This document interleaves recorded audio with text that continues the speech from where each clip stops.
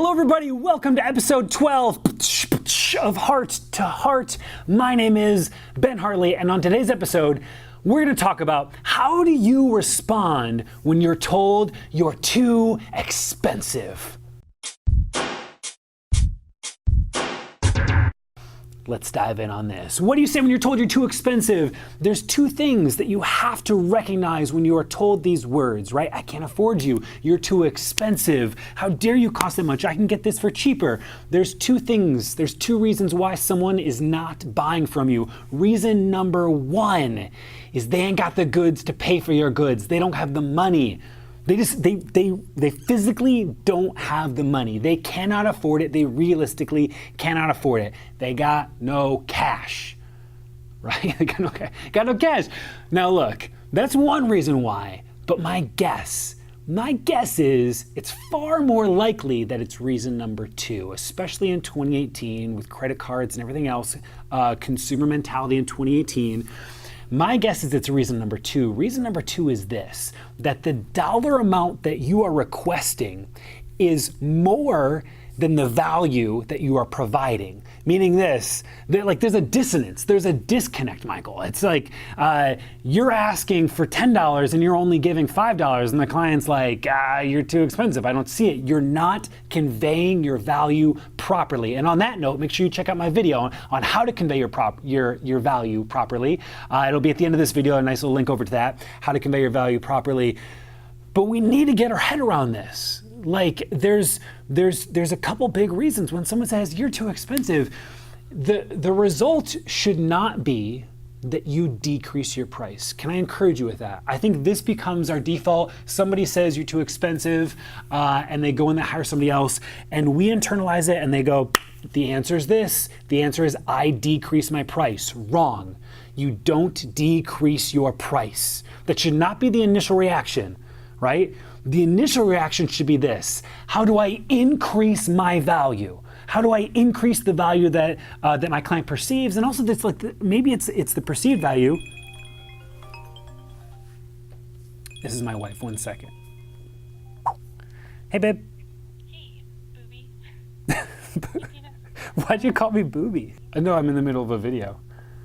Oh no. Yep, I'll take care of it. You got enough on your plate. It's my wife at home with the twin boys and a 3-year-old, and so I always answer the phone when my wife calls.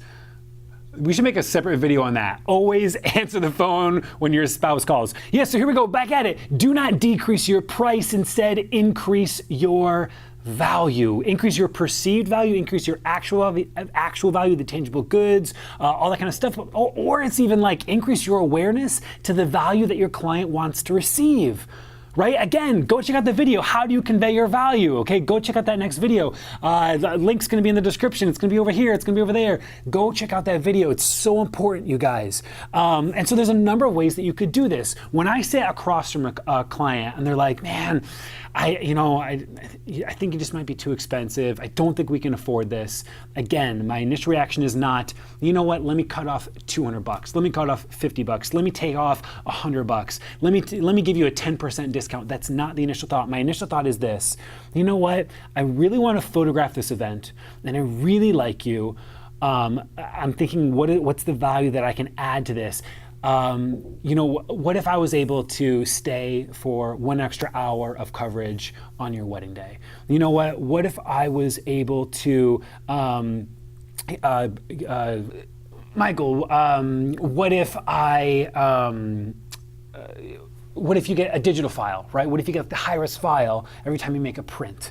What if we do a complimentary engagement session, right? So if you decide to hire us as your wedding photographer, we'd love to do a complimentary engagement session. A great one, an amazing one that you could do. There's a photographer that I've been working really close with, and she does this, and it doesn't take any time. She says, well, you know what if we do like a little mini boudoir session on the wedding day, where we carve out a mini private session, 15 minutes on the wedding day, like a bridal portrait session, right? And we create a little separate, like 8x8 little black book album for your husband from that. So there's all these different things. Like, what are some things that you could do?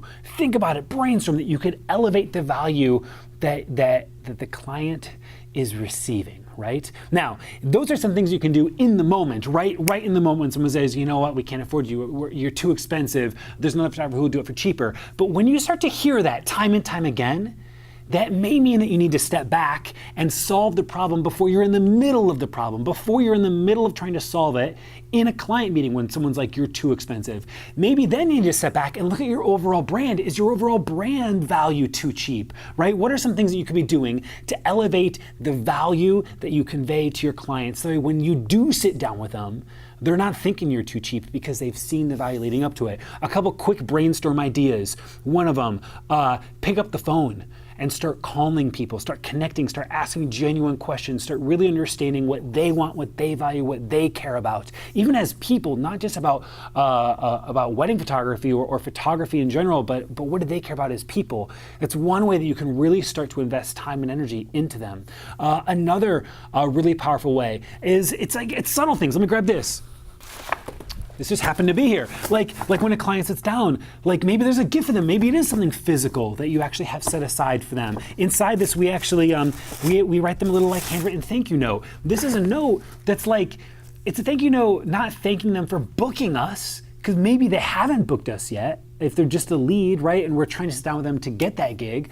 But it's a note that just says, thank you for caring enough about your photographs to spend the time to meet with me. Thank you for taking time out of your busy day to meet with me, right? I really appreciate it. I hope this bottle of wine brings you like an evening of joy and relaxation in the midst of all the planning. Maybe another way that you can convey greater value to someone before they book you is we have this whole welcome guide that we have. Michael, can we get a welcome guide here? Let's grab a welcome guide.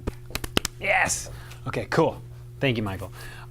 So maybe it's a welcome guide, right? This welcome packet that a lead gets before they book, right? And it's inside of this thing, there's all these resources that we've put together to give them more value, things to help them, things like a scheduling tips guide, things like, this thing's awesome, check this out. This is from Design a Glow. This is like an actual like wedding planner. Like, it's just like accordion thing. It's a checklist, 9 to 12 months, what should be done planning your wedding? 6 to 9 months, what should be done planning your wedding? 4 to 6 months, 2 to 4, all the way around to leading up to the actual wedding day, this checklist for them. What else do we have in here? We've got a whole thing on like the power and the importance of print. We've got this great, this is our preferred vendor guide of all these vendors that they can help take a look at to service them on the wedding day. Engagement session, kind of thoughts on that. What else do we have here? Oh, this one's one of my favorites. We made these. This is called like our date deck. This is a deck of cards that have, what is it, like 24 different date ideas for our couples. We sat here and we brainstormed and came up with like, what would be some really fun dates for our couples, front and back. That way, if they're ever bored on a Saturday night, they can simply shuffle up this date deck, draw a card, and go and do that date, right? These are ways that you can begin to convey your value. Your website should be conveying your value. Maybe your website's not working hard enough for you. Michael, more testimonials on your site, authority on your site. How many weddings have you photographed? What are the past experiences that you had? You guys, all of these things will lead up to showing and conveying more value. So that way, when you do sit across from someone, you'll be far less likely to hear the answer, you are too expensive, right?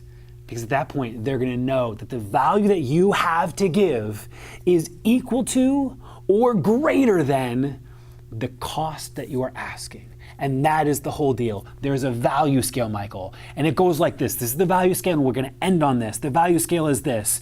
You have a cost that the client sees. It's like a tipping scale, right? Like a little judge system. And so you've got a cost that the client sees.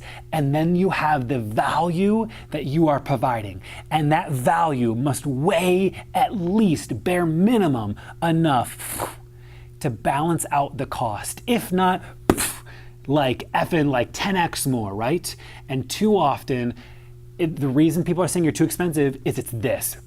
It's cost all the way down here, weighing the value. Instead, they need to be balanced, right? They need to be balanced, if not the value more. So don't decrease your cost, increase your value. If you want to learn how to convey that value more effectively, check out that video. I've been talking about it a lot on this one. Go check it out. I'll get a link down in the description. It's probably over there in the next coming up videos. You guys, thank you so much for joining me on this amazing episode of Heart to Heart. Do me a favor, subscribe to Heart, ring the bell so that way you get notified when a new video goes live on the channel, and then drop a question down below. What question would you like me to talk about? What question would you like me to share my perspective on episode 13 of Heart to Heart? Thanks, everybody.